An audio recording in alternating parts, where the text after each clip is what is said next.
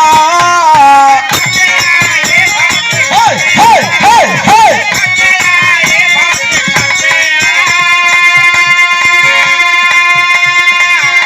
अरे खटिया ये भौजी खटिया बतावे के होई बिल्कुल बताई।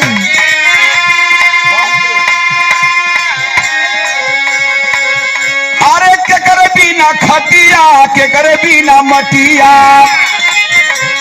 के करे बिना खटिया के करे बिना मटिया के करे बिना रतिया सुहाग नहीं खे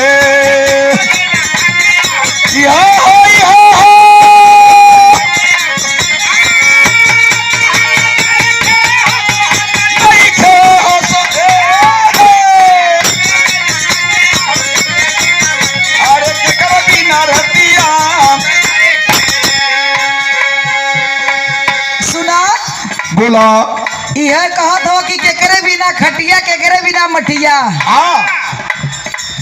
केकरे बिना सुहाग नहीं खे। सुना हम बतात हैं। बोला खटिया ये देवरू खटिया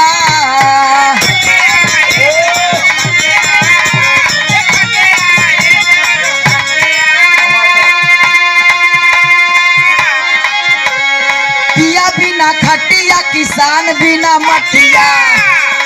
सुना बोला पिया बिना खटिया किसान बिना मटिया चांद बिना रतिया सोहात नहीं खे।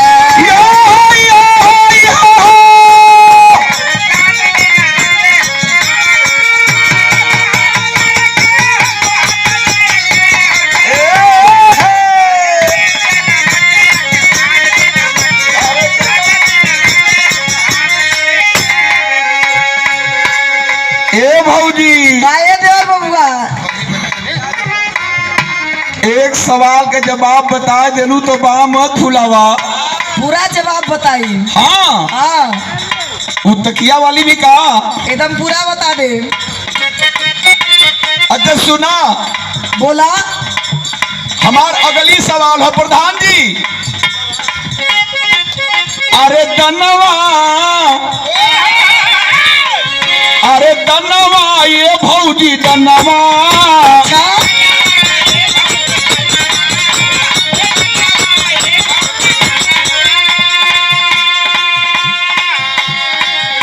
अरे दनवा ये भौजो दनवा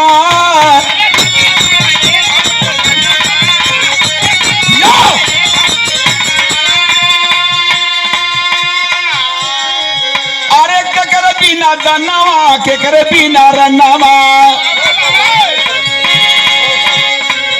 ये 200 रुपया पुरस्कार प्रधान जी की ओर से भैया के चरणों में लाखों बार प्रणाम। हम चाहते हैं कि तैसे आप भी आ जाइए ना। ये भौजी दनवा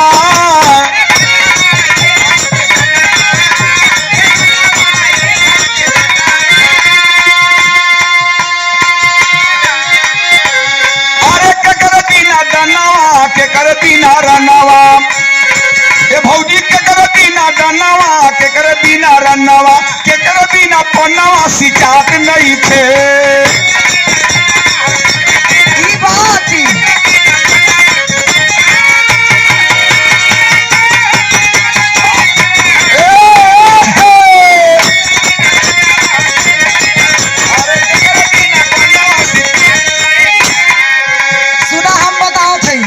बतावा दनवा ये देवरू दनवा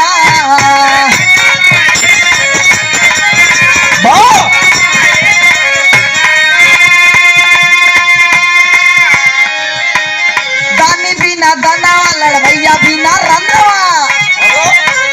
दानी बिना दनवा लड़वैया बिना रनवा बरई बिना पनवा सिचात नहीं।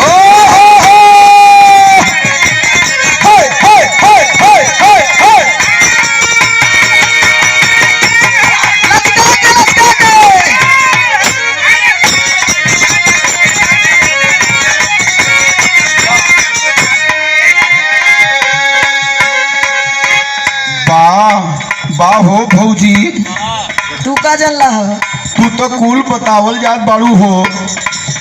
दानी बिना दनवा लड़वैया बिना रनवा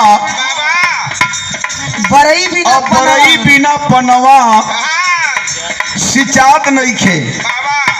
अच्छा हमारी जो तीसरका सवाल बहुत वजन है। बोला इतना वजन सवाल है विनोद। अरे नथुनी, अरे नथुनी ये भौजो नथुनी। सही कहा।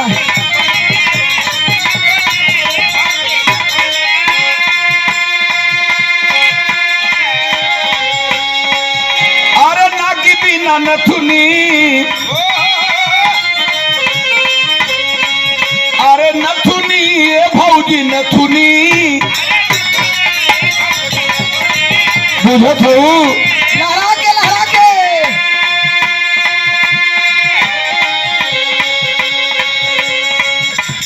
बहुत गंभीर सवाल हो।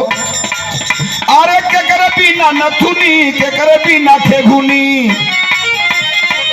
अरे के करे बिना नथुनी, के करे बिना ठेगुनी, के करे बिना चटनी सोहात नहीं खे।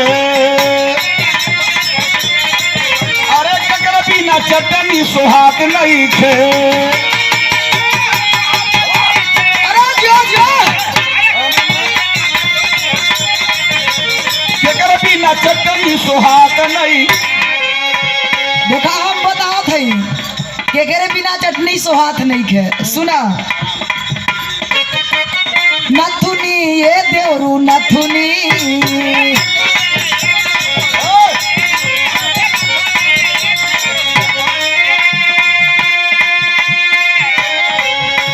ना के बिना नथुनी बुढ़ौती बिना ठेंगुनी। अरे बहा ना के बिना नथुनी बुढ़ौती बिना ठेंगुनी।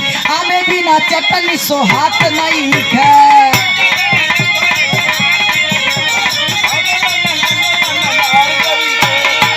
जो जो आमे बिना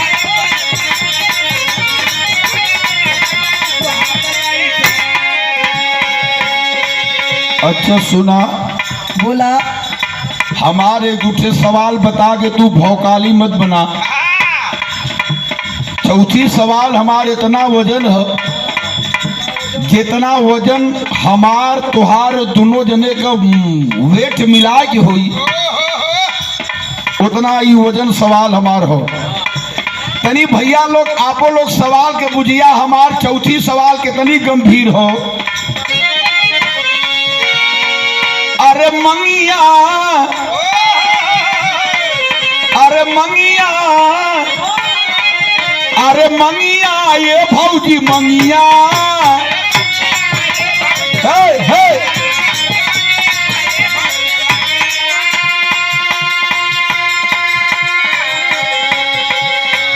अरे केकर बिना मंगिया त केकर बिना भंगिया भांग।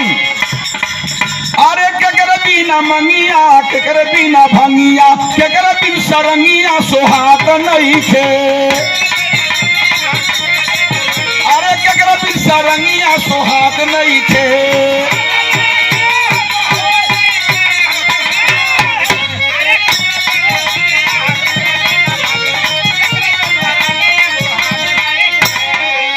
यह तो हर सवाल है। सुना आखिरी सवाल पूछना तो जवाब भी लेते जा। मंगिया ये देवरू मंगिया।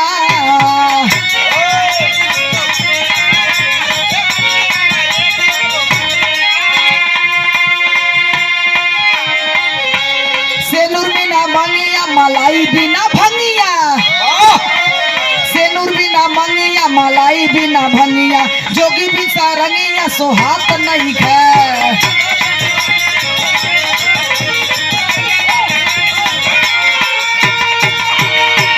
हो तो हाथ नहीं खे, हो तो अरे अरे जो जो अच्छा ए भौजी काहे देवर बबुआ। जब कुल बताए देलू तो भैया लाल गवैया का दिल बहुत प्रसन्न हो। बाबा हम बहुत खुश है। हाँ कुछ मांगा ना मांगला तू। जब तू हमरे सवाल का जवाब बता देलू हाँ